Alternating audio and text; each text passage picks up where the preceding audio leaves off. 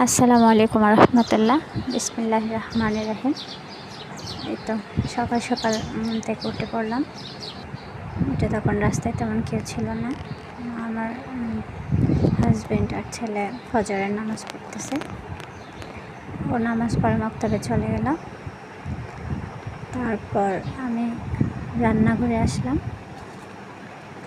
এসে আমাদের জন্য বুট ভাজি করলাম। তো আমার হাজব্যান্ড বুট ভাজি তেমন খেতে চায় না, ওনার জন্য একটু ভাত বসাই দিলাম।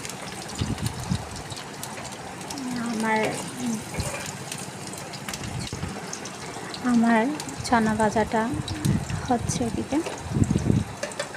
তারপরে আমি একটা পিঠা বানালাম, চড়া পিঠা বলে যেগুলো।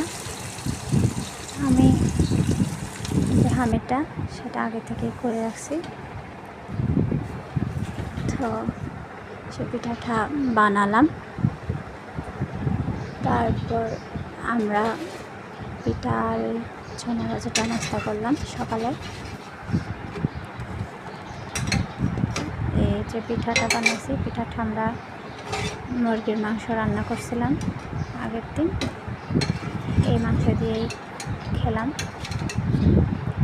তো আপনারা সবাই আমার এবং আমার পরিবারের জন্য দোয়া করবেন।